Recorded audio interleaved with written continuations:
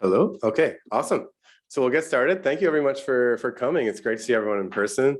My name is Ashton Anderson. I'm an assistant professor of computer science here at the U of T. I'm also a research lead at SRI, hence why I'm organizing this. And yeah, today it's going to be an awesome talk. I'm actually just curious about the audience before we get started. How many people are affiliated with like computer science, just by a show of hands? Okay, so maybe about 60% of the room. Engineering? Okay. Anything else that's not one of those two, but still STEM related? What's that? Statistics. Okay, cool. All right. Anyone on the humanities side? Awesome. Just curious, where in humanities are people from? Where are you from? I'm from the Faculty of Music, but in music technology. Oh, awesome. Okay, very cool. That's great. Yeah, and anyone else that I may have missed, maybe by show of hands. Okay, what are you guys involved in? Ramen, yeah. Okay. I run a clinical research office. Okay, awesome. Okay, well, it's awesome to have a really diverse group here. So thank you all again for joining. So this event is entitled "The Art and Science of Recommender Systems." It'll feature Mounia Lalmas, who I'll introduce more thoroughly in a second. We're excited to host Mounia today, obviously. But first, before we begin, we want to take a moment to acknowledge the land on which the University of Toronto operates. For thousands of years, Toronto has been the traditional land of the Huron-Wendat, the Seneca, and most recently, the Mississaugas of the Credit. These and other Indigenous peoples across Turtle Island developed complex and effective governance systems based on respect for all life and the intelligence of the natural world. Today, this land is still home to many Indigenous people who are working to reclaim their rights to self-government, and we are grateful to have the opportunity to live and work on this land. Okay, so I'm going to introduce our speaker for today's special session. Mounia Lalmas is a senior director of research at Spotify, where she's the head of tech research, and she leads a hugely diverse interdisciplinary team of people who are working on recommender systems and more broadly to kind of match fans and creators in a personalized way. She holds an honorary professorship at University College London and an additional appointment as a distinguished research fellow at the University of Amsterdam. Mounia was previously a director of research at Yahoo, where she was for, I believe, 5 or 6 years. And she led a team of researchers working on ad quality, user engagement, and user-generated content. Prior to that, she was a Microsoft research chair at the University of Glasgow. And then I think previously to that, she was a professor of information retrieval in computer science at Queen Mary, University of London. On a personal note, I can consider myself very lucky to count Mounia as a mentor. We worked together at Spotify for 3 years, where I experienced her kind of combination of very sharp technical insight and kind of leadership on a personal level. So very lucky to have Mounia here today. And without further ado, let's welcome Mounia. Thank you.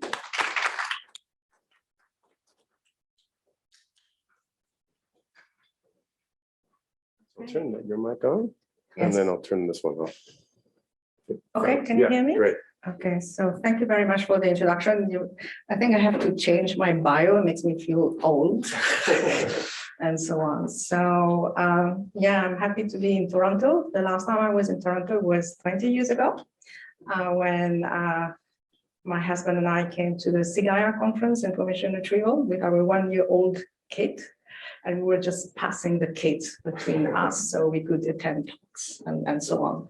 So it is nice. It is as cold as I remember. It's really cold. Just get into your bones here. And I come from London and so on. So thank you for the introduction. Thank you, Ashton. When I knew I was coming to Toronto, I contacted him and so on. So it was great. We have papers together. It's nice to work with somebody with a more social science background. They just write beautifully. It's not like us, the kind of hardcore techie, which is like alpha, beta, and a proof. It's just beautiful writing and so on. So let me just start. People can interrupt for questions. I may stop answering questions if you have to go faster, so I would like to finish the talk and so on, but I'm very happy to be kind of like an engaging experience, which is what I used to work before. So let me just test the technology. Yes. Okay, so a little bit about the outline. I will describe a little bit about Spotify. So how many of you use Spotify? Nice. I love it. Makes my talk much easier and so on. But I will just describe more a bit the inside, what we're trying to do. I will talk about some of the foundation of our recommender system. We're very well known for personalization, recommendation, and so on. Then some of the latest 2-3 years, we've been trying to move from trying to predict the next click, the next train, to kind of more long-term engagement satisfaction. And then some progress through the lens of the research, since I'm based also in the research org. The talk will be focusing mostly on music listening, but I should say that Spotify is really about audio. We host podcasts, and also we're moving very much into audiobooks. But for the purpose of this talk, it's going to be music. So what are you going to remember from this presentation? If somebody says, what did she talk about? That's it. It's what we're trying to do is to create personalized listening experience. So it's a creation. This is what we're trying to do with recommender system, the personalization and the listening, and also the experience. So just always remember that this is really the foundation of a lot of the things that we're doing, from the how to really ensure that the user are really, the listener are really enjoying the experience. I should say this is my second in-person talk since the pandemic, so I'm a bit rusty, so just be aware of this and so on. So suddenly I'm like, oh gosh, people are... Okay, so I just want to go first to the what is the mission of the company, and I'm just going to read it. Is to unlock the potential of human creativity by giving 1 million creative artists the opportunity to live off their work, and billions of fans the opportunity to enjoy and be inspired by it. So really what is important, respect to Spotify, there's the two sides, the artists, the creators, and the listeners, the users, and so on. And we focus on both sides, and how we view things is really a symbiotic relationship where each side matters equally. And what at Spotify we try to do is to provide the best possible experience for both sides. And we do this in large, very, very large scales. And those are some of our recent numbers. 500 million active users. We are available in or active in more than 180 markets.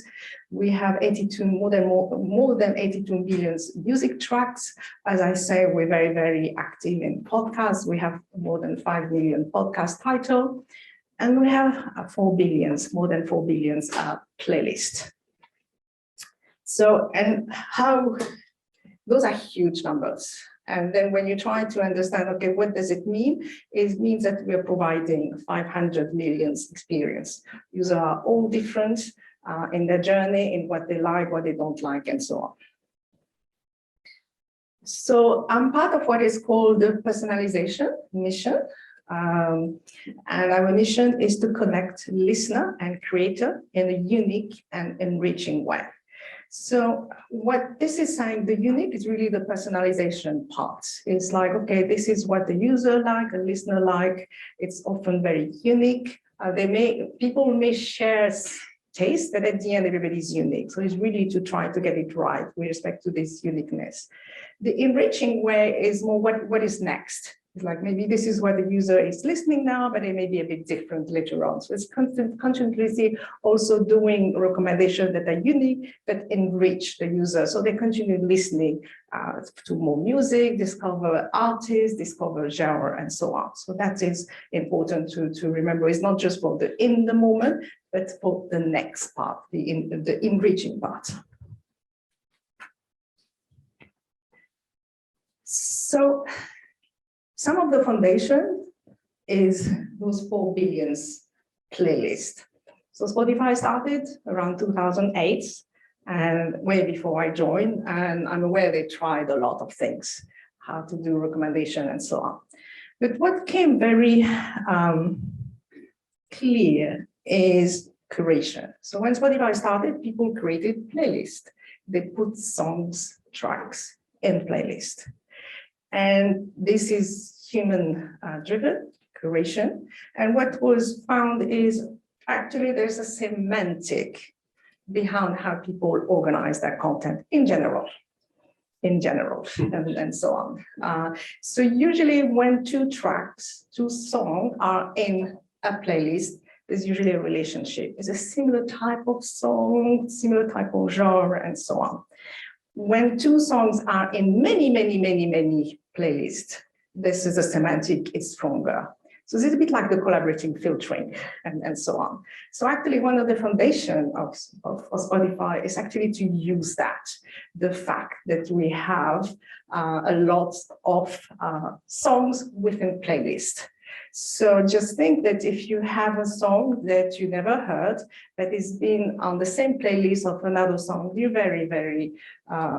you like very much, it's likely that if we recommend that, you're going to like it.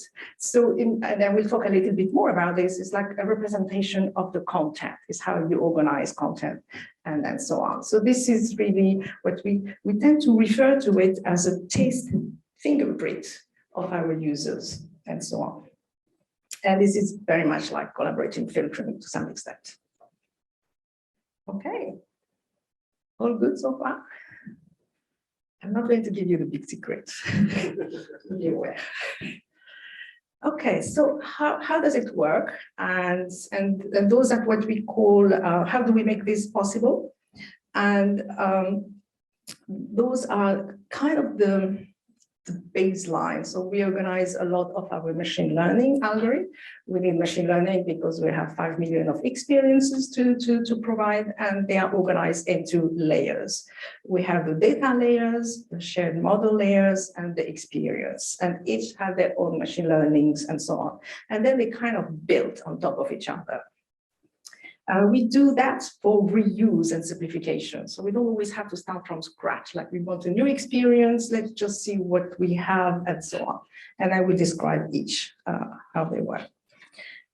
So the bottom layer is we have the data. As I already said, we have the user data, we have the playlist, we know what users are listening and so on.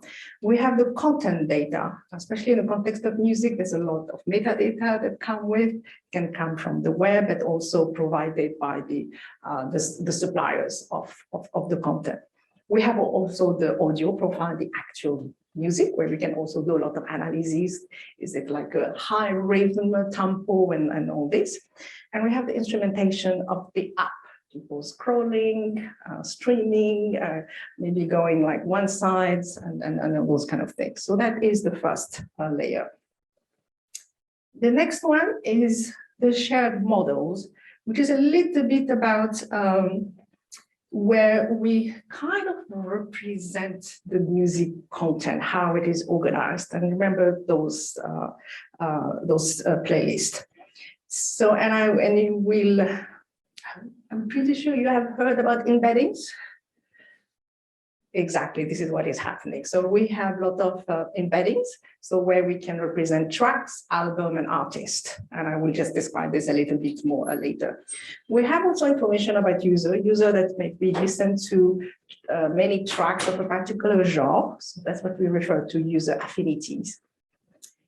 We can use, with the shared model, we can look at similarity between items, between users, between tracks, between playlists, and also we can do some clustering and so on. So imagine a massive embedding space. And I have a picture about this, how it works. And this is with what we call the shared models. And finally, on top of this, the experience. So those are the user facing. Those are, since you're all Spotify users, hopefully you've been playing with some of those playlists. We also have home and search, and I will describe a little bit more what this is, but you can view those experiences that are based onto those share models. We built a machine learning model for each of those. Why? The way people use Discovery Weekly is very different to the way that people will use Time Capsule and so on. It's very different kind of behaviors and so on. We do a lot of optimization, try to really understand the playlist well. Now going back to home, so when you go into Spotify, you have a home. In that case, it's like an assembly layer, because you have like shelves, and each of them you have, for example, you have the various playlists. So here's how to organize the playlist. And this is what we refer to assembly layers. And the same for search. If you have an information need, you go type your query and you get some result, a mixture of artists, playlists, and so on. So this is like an addition to that. Within the playlist, the assembly is more about re-ranking the track, or maybe creating like a rank list of tracks. And this is like, is different to home and search. So you can see this, you can imagine this machine learning all over the place, within the playlist, at the search level, at the home level. Let me now give a little bit more in terms of example. So we have the data. So this is, for example, instrumenting the clients. So typical respect to app, you have instrumentation, what people are doing, are they saving, are they streaming, are they going like browsing down and so on, and try also to give semantics to those, but that is used at the upper level, is just here the instrumentation. And why this is important is because they're really allowed to understand user satisfaction. If not just, for example, in this context, but if somebody is scrolling quite a lot, they mean, okay, they're bored, they want more things, and maybe there's something that can be interpreted, they need to give some new content and so on. So this is where we try always to provide some semantics. So those are what we call the instrumentation that can be used in different ways. So giving the semantic to them is another story. So for example, skip. How would you interpret skip? Reject the song, don't want to listen to it at the moment. Okay, but sometimes it's like forever, or sometimes it is you're creating a playlist, you're just trying things and so on. So you see, depending on what is happening, like if you're skipping a lot on the sleeping playlist, something is not too well, because usually you should be falling asleep. And so on. So that's why the semantics, how to interpret it. So we always find that those, when you do the instrumentation, interpreting a positive signal is easier than a negative signal, and so on. And again, this is not typical to Spotify, something that has been observed elsewhere. The models. So this is this massive embedding space. Have you heard about word-to-vec? So this is what this foundation of Spotify. So the word is a track, and the playlist is a sentence. So you build this massive embedding space. And so here are examples, I think, of songs or artists and so on. So now you can represent every artist based on their song. You can represent a user where they are in this embedding space and so on. So you can really do a lot of things and so on, which it is a surprise for people, but it's that simple. Two things that appear often together in this embedding space are close to each other. And then you can use this information a lot to do recommendation and other things. Now the experience. So I will just focus on the respect to the playlist, remembering that we have those assembly layers for search and home. So there's two types of experience. The first one is with personalized playlist. So those are playlists that are created, totally personalized and so on. The first one was Discovery Weekly, which has been one of the biggest early success of Spotify, but you have a lot of others. How many of you are using Blend? Who's using Blend? Do you like it? Does it work? Sometimes if you completely different taste, it's a bit of a clash and so on. So yeah, so Blend is when several people can create a personalized playlist. You just blend in this like a mixture of songs that both one or several people like together. There's also the time capsule and so on. We have also these mixes. So those are playlists that are with respect to mood, interest, artist, and genre, because we have those information, and they are created on the fly for the user. So for example, your 2010 mixes, R&B mix, and so on. And those are quite popular. And you have also playlists which are a combination of music and talk. For example, the daily drive that also a lot of people like. Yes, so one thing, for example, with some of those playlists, for example, Discover Weekly, we're driving 16 billion artist discovery every month, which is quite a big part of what Spotify is working on. And actually working with Ashton, there was a lot of thing about discovery, what is discovery or rediscovery and so on. We have this very nice paper with video actually that was also working with us on this. The second type of playlist, we call those algotorial playlists. So if I ask you to build a playlist, which is songs to sing in a car, how would you do it?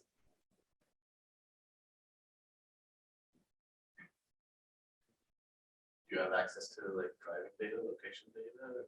It's brand new. You've been told. I think people would like to sing in a car. Human expert. So this is where we have curators, and they will create those type of special playlists and so on. So cool downs, sweet dream, beast mode. There's many of those. Summer throwback. I would not know what to put in it. But what I'm trying to say that is, if you just do machine learning on its own, it's just not going to work. What you have experts, curator that will create that playlist because they know what people sing in a car. However, what is at the top of that playlist may differ, because maybe one person like this song, another person like this other song. So this is where the personalization come into account. So you have a candidate pool that is created by human experts, because often there's no data and so on. There's also something that often happens is when there's something very just been out and so on, and also kind of like very kind of niche, new genre and so on. So this is why we have curator. And then the personalization is about trying to re-rank things and so on. We know often it's important to get it right the first 2-3 tracks and so on. So we want to do a good job. And so people are into the playlist and then continue listening and so on. And that's why we call them algotorial. And it's just fascinating. So maybe create your song to sing in a car playlist and you'll see. So to finish, this part is what we call the feedback loop. It's really, it's constantly kind of feeding back the machine learning and so on. So we have information about, for example, is the user on the smartphone, on the car, Xbox, or just like the normal computer, what time of the day, is it raining? Well, I think that's just, usually in some country like London is always raining, but yeah. Maybe it's more the summer and the winter. You have also think about the intent. Is it for like a party? Is it for sleeping, for sport and so on? So there's a lot of information that comes by using the Spotify, the app. We get a good understanding of the context. We have an understanding of the content, the user and editors. Then we get the tracks that are ranked, and then there's interaction with the users and the track, and this is feeding back to the recommender system. So how do you get the context of the very first level? You said, I mean, obviously sleep and actors would be time of day, but party, biking, exercising, working. by the type of playlist people will go into So in it general. depends on the title. Yes, yeah, and sometimes with the search, we like something to make a, party things and so on. There's various ways to get it. Yeah, so it's constantly, and you get those skip, you get the stream, okay, you get how long they've been streaming, you've got also the save into playlists and so on. There's much less of those signals, so it's more difficult to use them. They're stronger signal, but they're much sparser and so on. So that's just to give you a little bit the foundation of recommender systems at Spotify. Any question? Okay. Now I want to go a bit what we're trying to do now. What is a good recommendation? I explain a little bit. We have this representation, we have the feedback loop, and so on. So what is a good recommendation, and what is a good recommendation at scale? And I like to present this picture often, is when people talk about a recommendation at scale, they tend to focus on the algorithm. The algorithm on its own is just not going to do much. There's way more to actually the algorithms. The infrastructure, the data science, we need to understand the data a lot. Understanding, for example, giving semantics to the signals, understanding user behaviors, and so on. We do a lot of user research also at Spotify, just to, what do you expect from that? Did you like this? If this was to happen, how would you interpret that? There's also the whole part about the design and the user interface, which I'm not that expert, but I mean, I know I work at Spotify, I'm very proud of it, but it's quite sleek, it's nice. There's a lot of work to keep it going this way. Explicit and implicit feedback, this is a bit the data science is also helping. What the instrumentation, what is an explicit feedback? What is an implicit feedback? How can you, again, map those into semantic? How do you use the semantic in the algorithm? We do a lot of evaluation, offline and online evaluation. So offline is you have data set, online you run A/B test. Often there's an area of research of how do you correlate offline and online evaluation, because you don't want to run a zillion of A/B tests, knowing that first you can't, and also you don't want to degrade the experience that much, and so on. And this is actually an active research area in recommender system. There are the KPI and business metrics. What is the level of engagement? How many users? How often do they return, and so on. There is the impact of recommendation. Actually, this is also work that we've done with Ashton. What is quite well known that recommendation is easier to recommend the most popular things. So you can go into this kind of filter bubble and so on. And we're, of course, looking into this. And then there's the optimization metric. If you talk about machine learning, you try to optimize for metric. Hopefully those metrics are related to KPI and business metrics, but they're also different. So particularly for those that are studying, it just shows that recommendation at scale is not just the machine learning and the algorithm. It's a much bigger ecosystem and so on. And people tend to forget this. I worked many years with people, and I often say to them, just look at the data. The first things you do, look at the distribution. Because many people just have the algorithm. My F1 value is this. It's like, it doesn't make sense because you haven't looked at the data. Always look at the data. It's painful. Look at the data, because your assumption that you will get, your hypothesis will be much stronger. Instead of realizing nothing worked, then you look at the data, it was like, now I know. So that's an advice for those that are teachers here.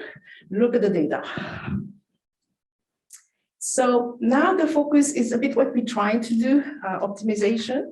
And the reason is because, and this is not specific to Spotify, is about the fact that in recommender system, e-commerce and so on, is not about predicting the next click, it's predicting the user journey and so on. And I will explain a little bit how we're approaching this.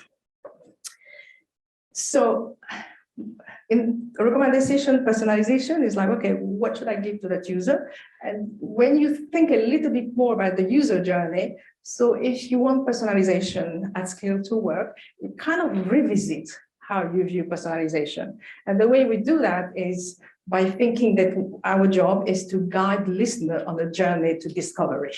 And when you have this in mind, it just changes a little bit how you view things and so on.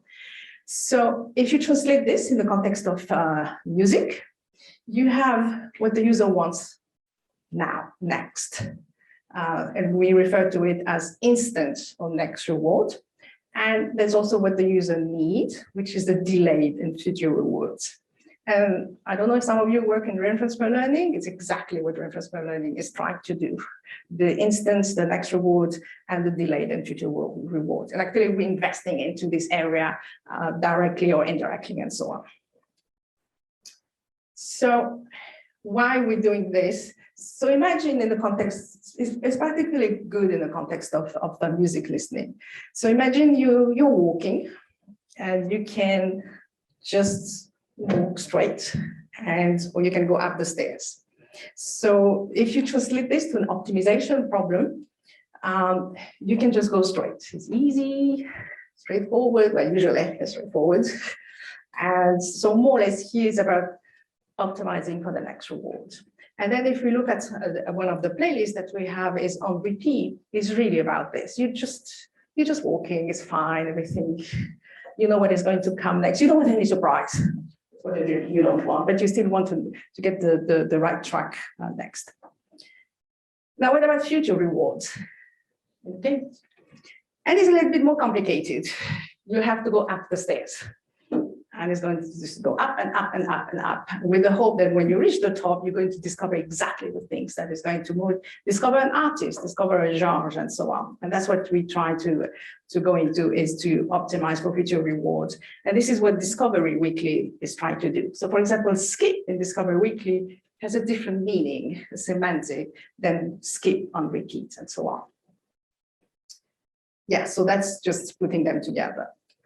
So that's why we're moving away from recommended systems. So how we view it is about delivering a lifetime of content rather than optimize for click. So we optimize for long-term or delayed rewards, leading to trust and meaningful relationship between listener and the music they love. And actually, a lot of those things that I'm saying is not just because we think it's right, also through user researcher is also identifying also this trust between users and, for example, the consumption of their content. And if you translate this into actually how we view our work at Spotify and in personalization, is life is richer with a personalized soundtrack, with familiar wants and discovery needs. Just wanted maybe to see a little bit how people feel about this when you listen. How do you discover content?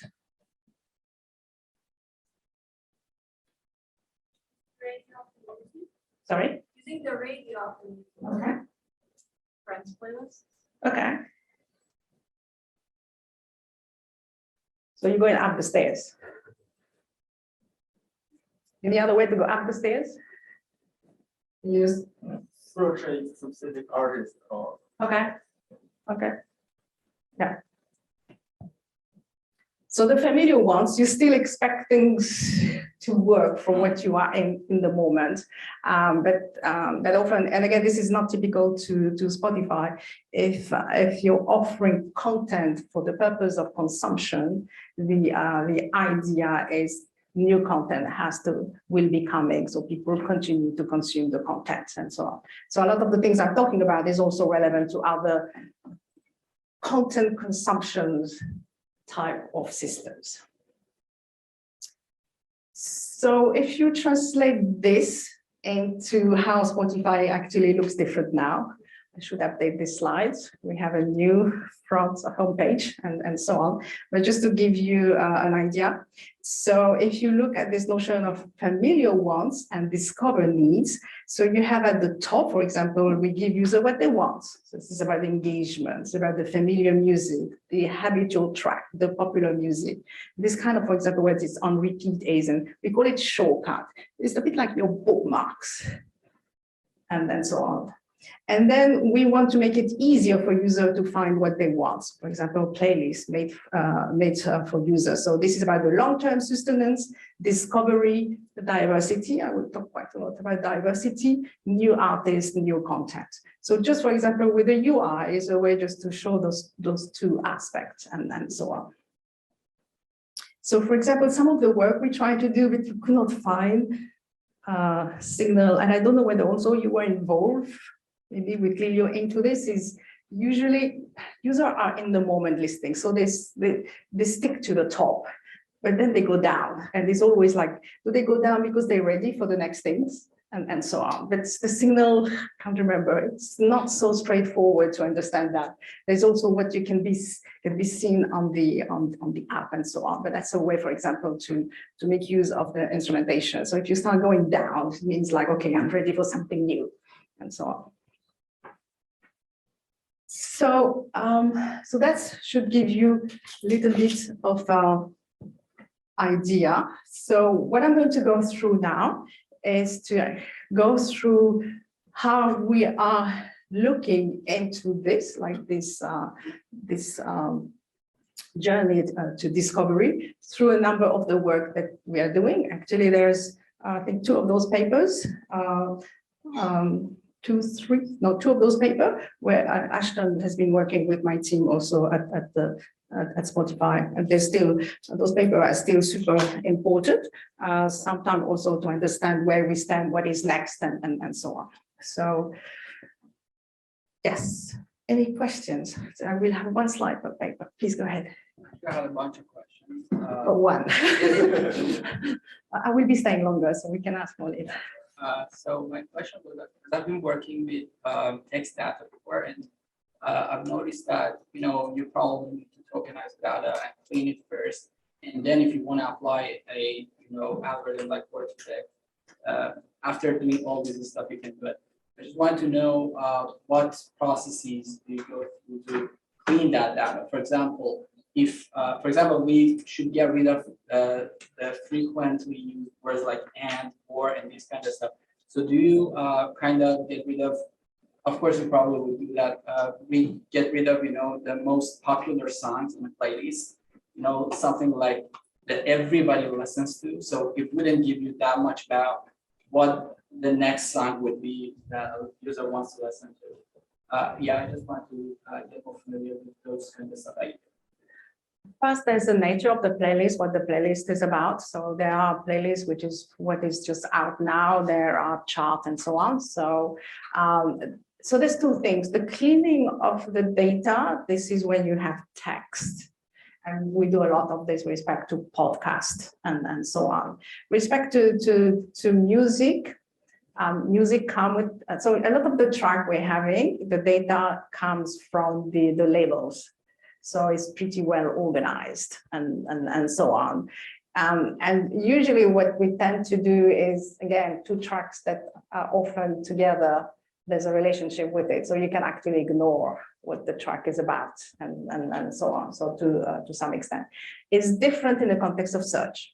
In the context of search, you just type something and you expect results. So this is where there's a little bit more on the text part and so on. But also the way we do with search is instant search. So you type, you have like a keystroke and you get result and you add one and so on.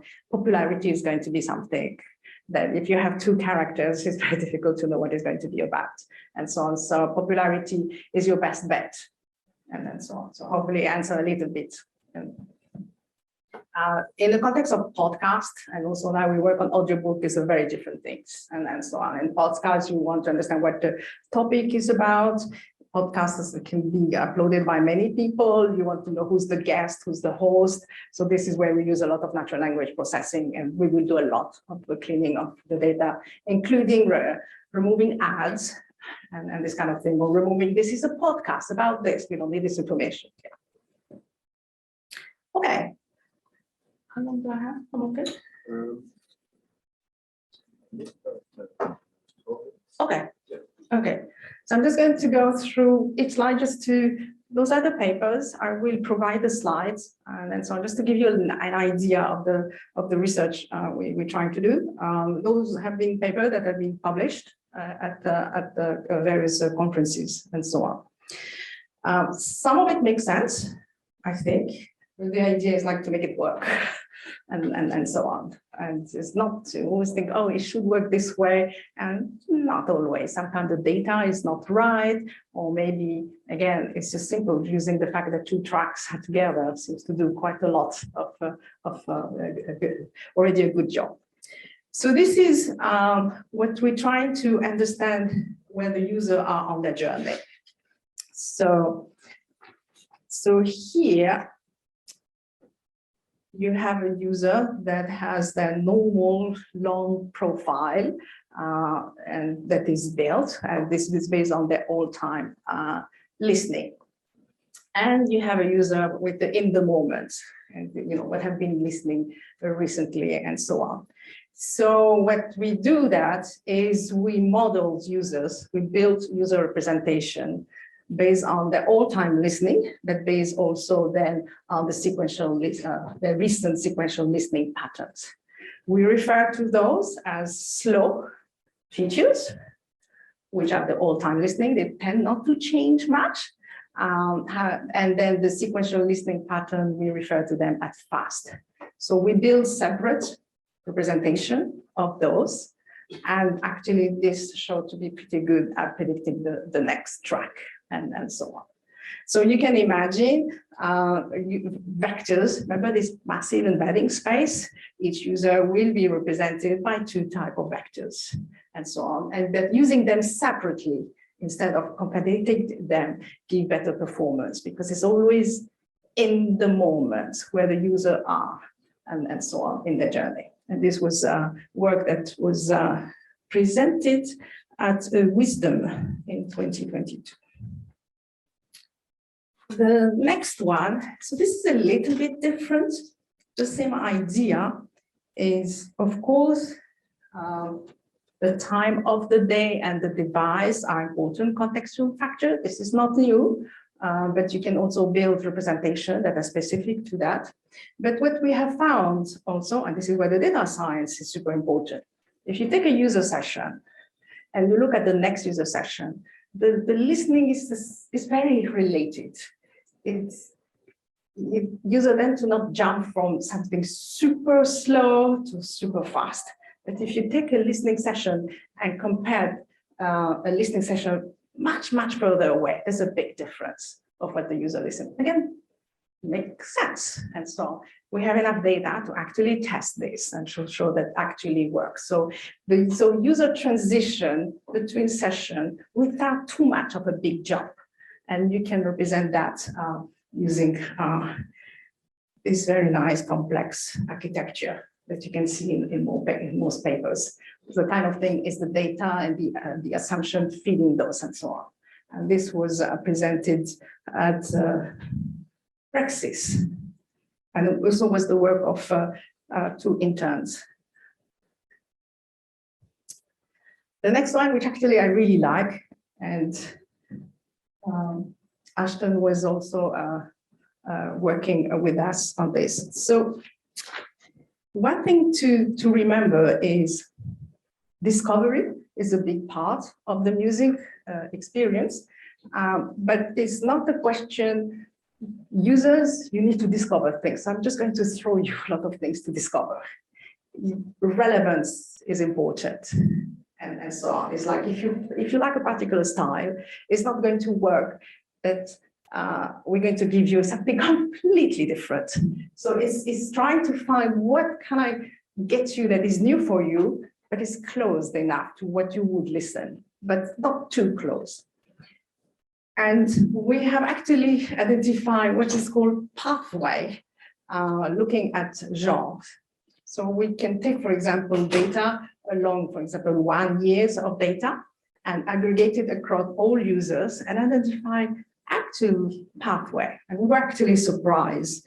So for example, experimental is a genre, and there we saw users is all in aggregate going from experimental to Düsseldorf electronic. I have no idea what Düsseldorf electronic is, but the data set exists and so on. And then to trip hop, and then to new jazz. There's people into music. Does it make sense? Those studying real music. It makes sense, okay, because I have no clue. I trust the data, maybe too much, and so on. Interestingly, those pathways are not both directions. So we saw people, again, is an aggregate, going from rock and roll to soul, but not the other way around. Any reason why? What do you think? People who like to listen to hard music will listen to lighter music. If you listen to light music. Okay, that's the best explanation, and so on. So why this is actually interesting? If you have those pathways, then if you have identified users that are into experimental, maybe you can start recommending them that is dissolved electronic, but maybe not yet the new jazz and so on. So again, is this notion of relevance is still close to the user taste, but different and so on. And this was work presented at the web conference, again, with also an intern based in our London office remote.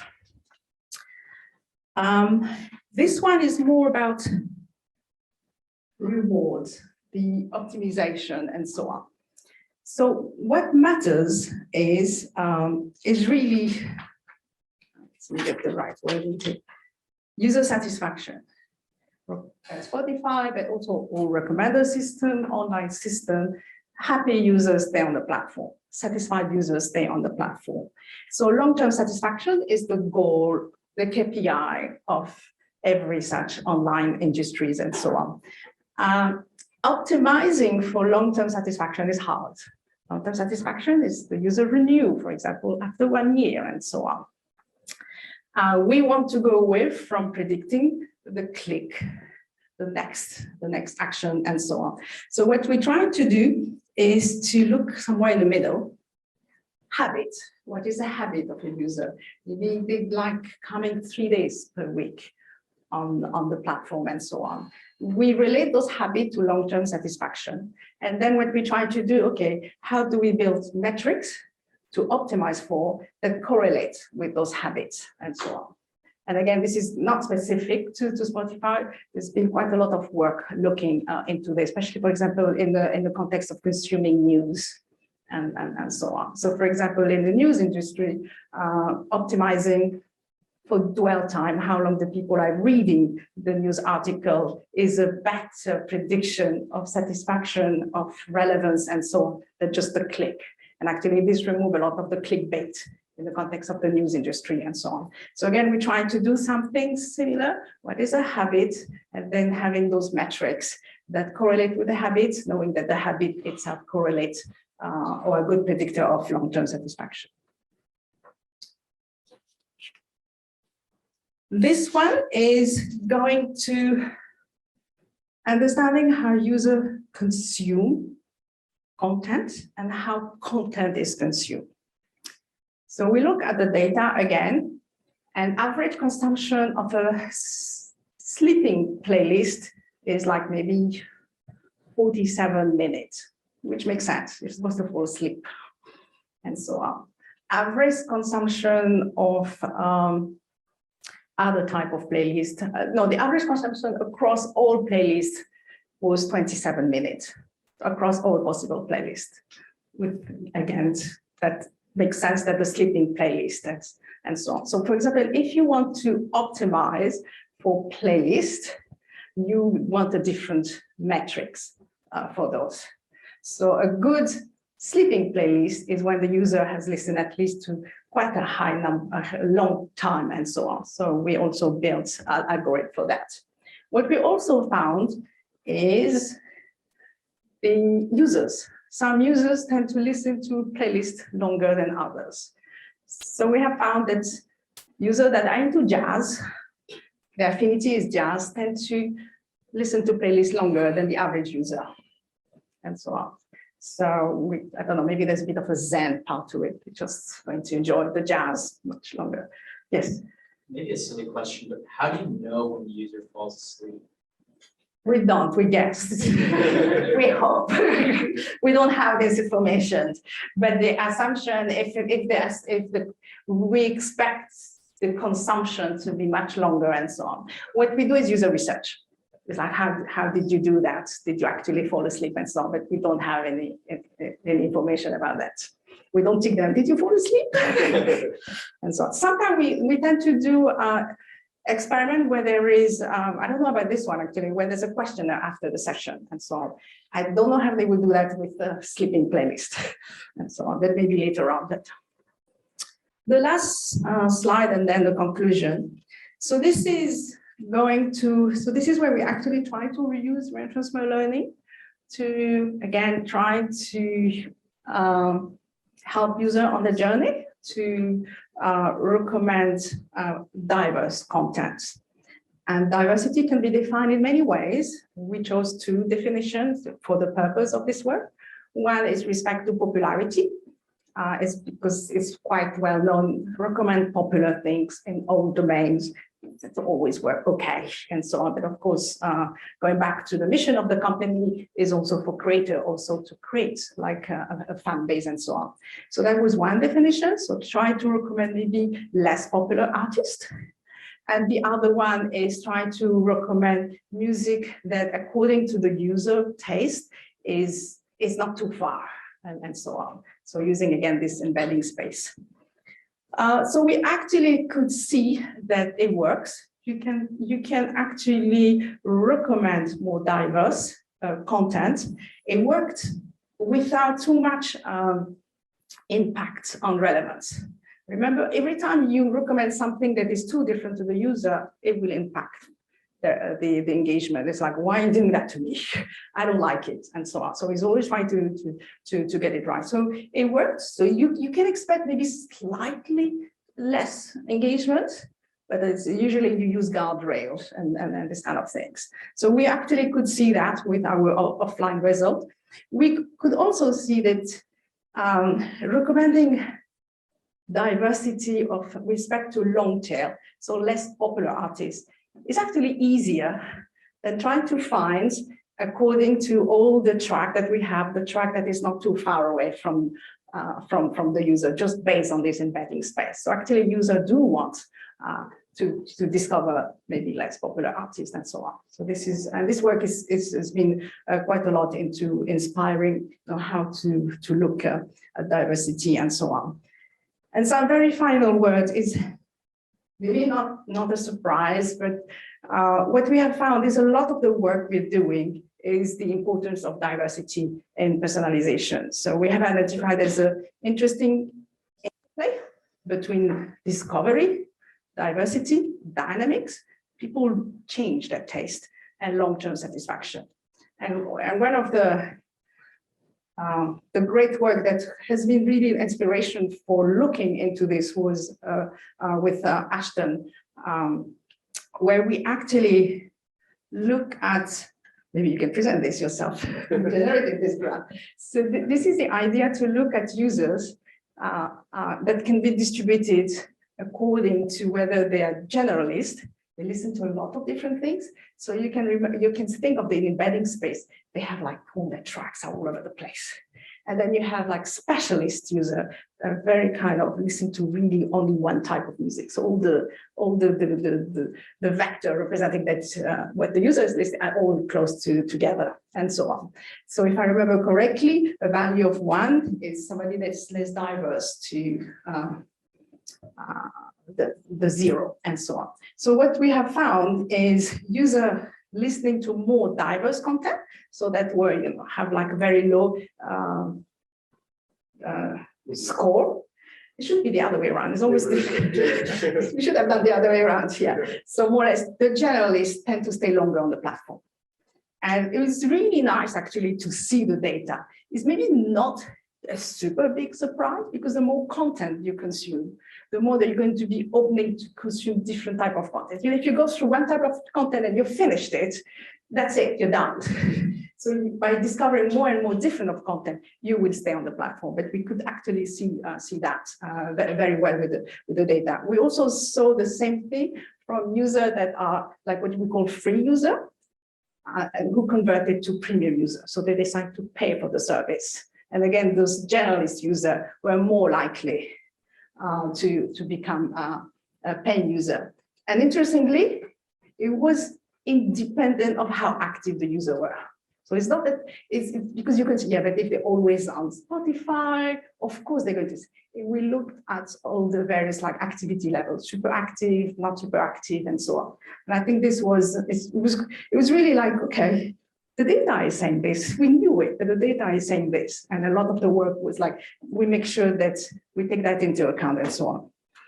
So long-term satisfaction comes with a diverse and dynamic diet of music consumption.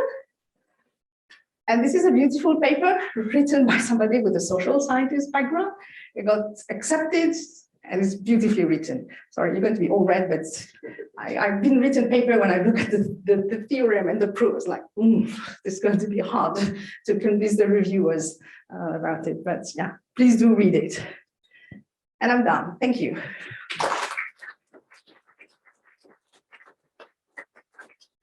All right, thank you so much, Mounia. We have time for questions. If people are curious, I'm sure there's lots of interest, lots of different things you presented today. So yeah, let me open up the floor to questions.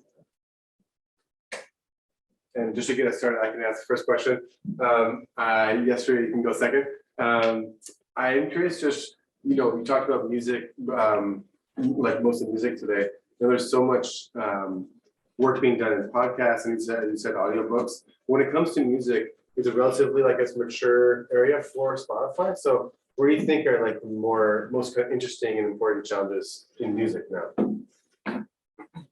I think we haven't solved the discovery problem.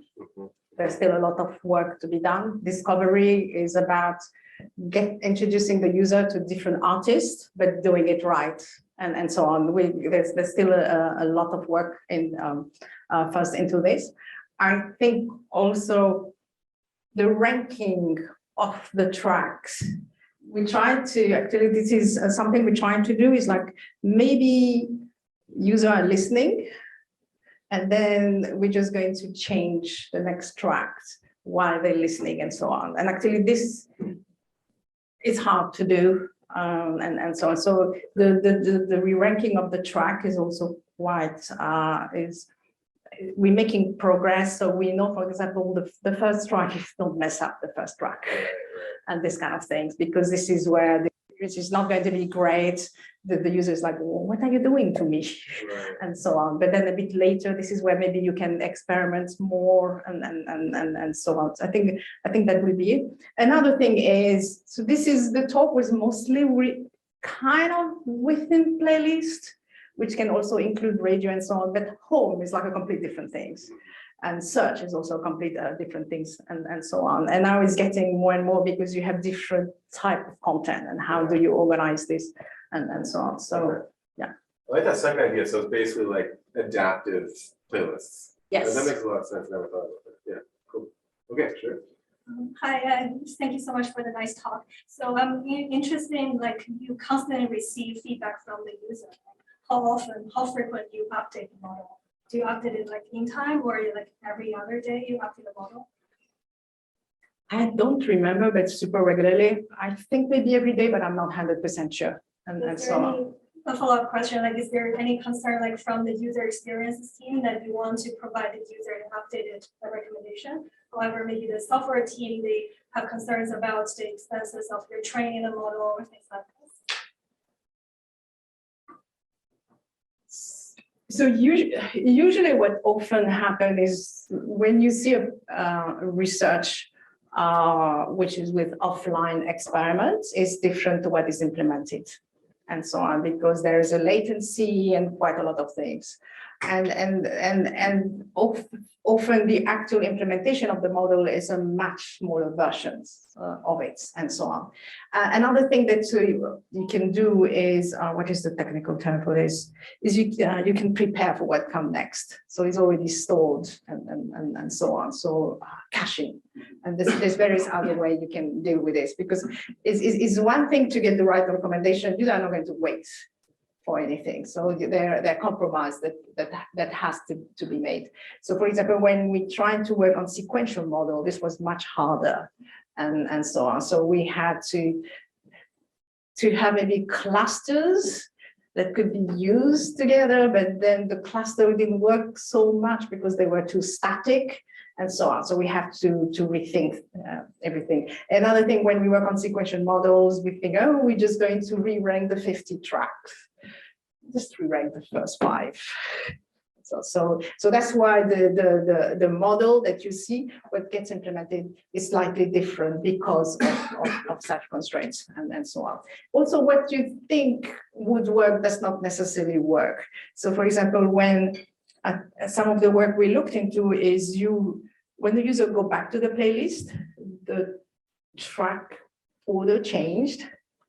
And actually, user didn't like this because they used to an order, which for me was not a surprise because there's been some work done in search engine that does that. So you see, you go to search result, you go in a document and come back, and it's like, what happened? That's not where I was before, and so on.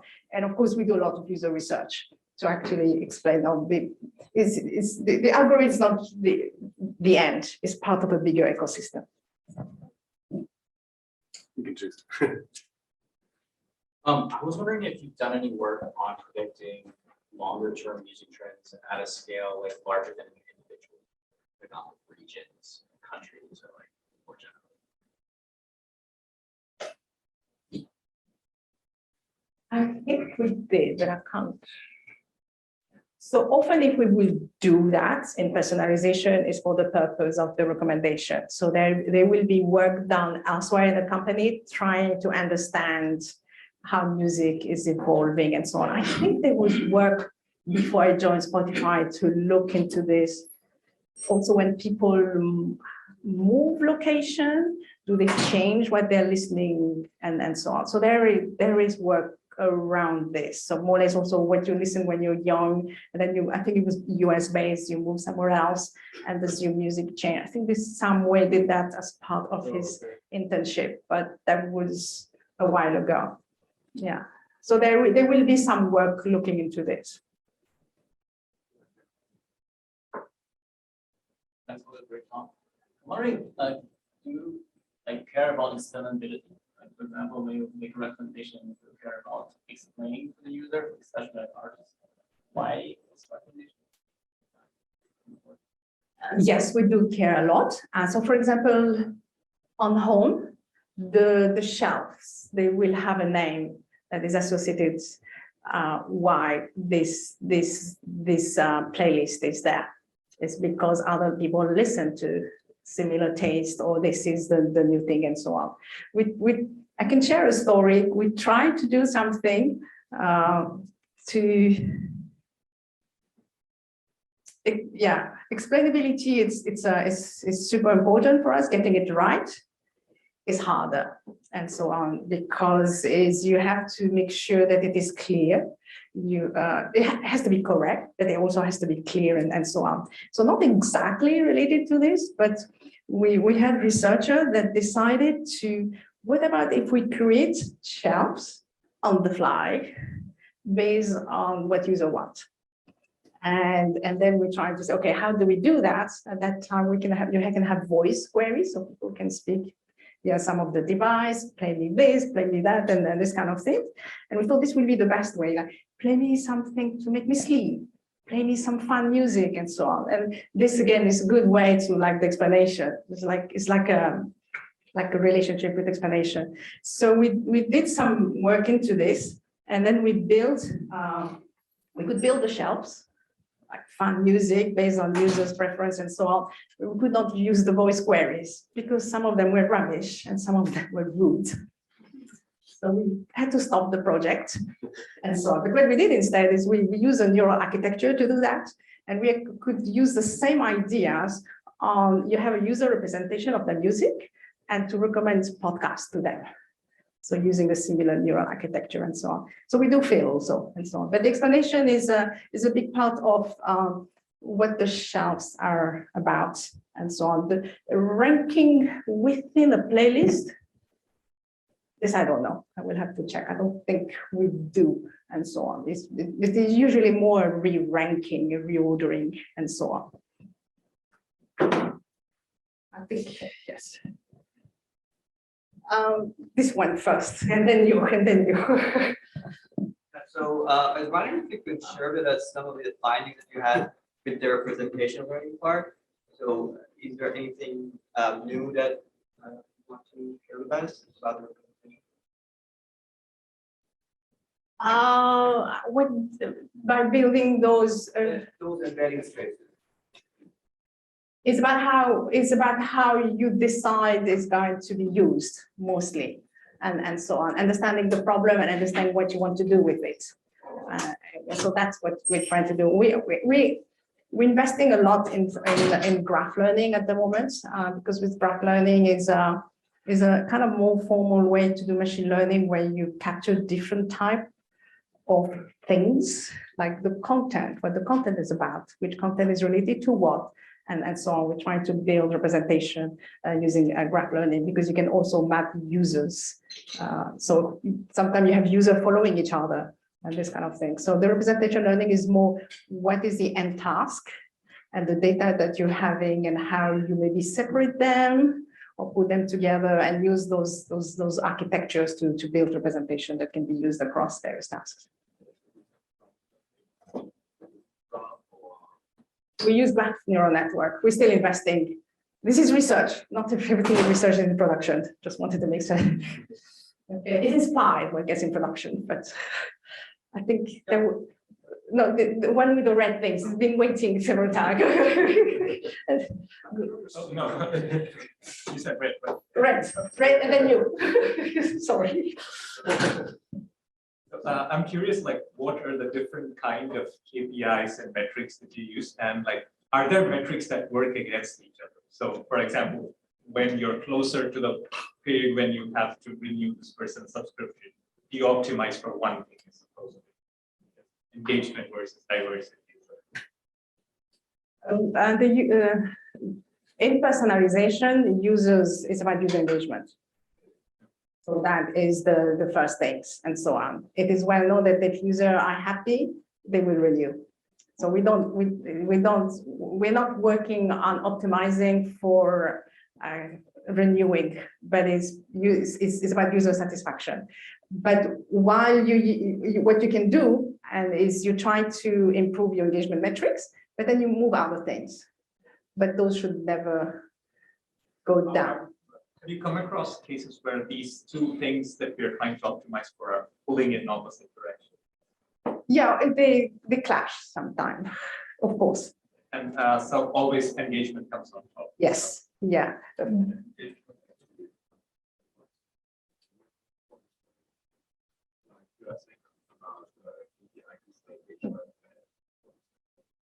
Well, you have various engagement metrics, how many tracks so if at the playlist level, how many tracks, how long they've been, is it how often they have saved, and so on.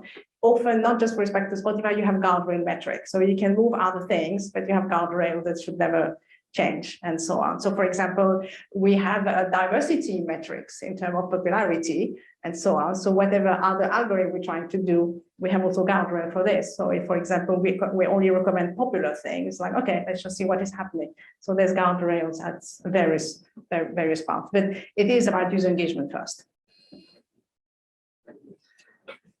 Sorry.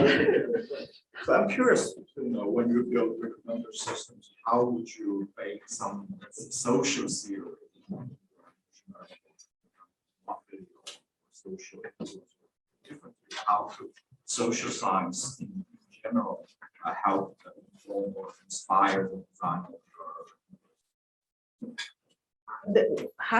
The social theory? yeah, often or social influence. That's what we did with the generalist score. But I think that's my definition of social influence. Maybe from a social scientist that is the way to look into, and also some of the work we've done. So when we were looking at diversity, rediscovery, and so on, I think we use a lot of social science methodology and so on. We work a lot with user researchers who kind of bring a lot this more the social science theory part and so on. A lot of the thing is also respect to the design of the interface and so on, which we don't do.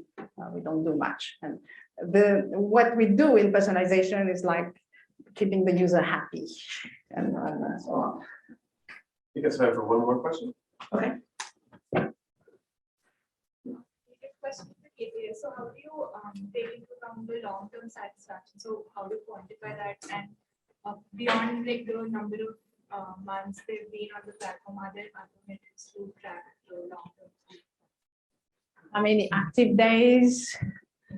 How many sessions? So all the typical engagement metrics and so on. How many active users? So as long as we're gaining more users than people, because people are sometimes we just move into something else or they don't renew for a number of reasons. So the engagement is more like how many people are on the platform, how often they're using the platform, how often they return. Those are not typical to Spotify. Those are the more common like engagement metrics and so on. Some will be typical, how many tracks. For example, how many tracks per sessions and all those kind of things, which would be different than, for example, other online platforms. Awesome. Let's thank Mounia again.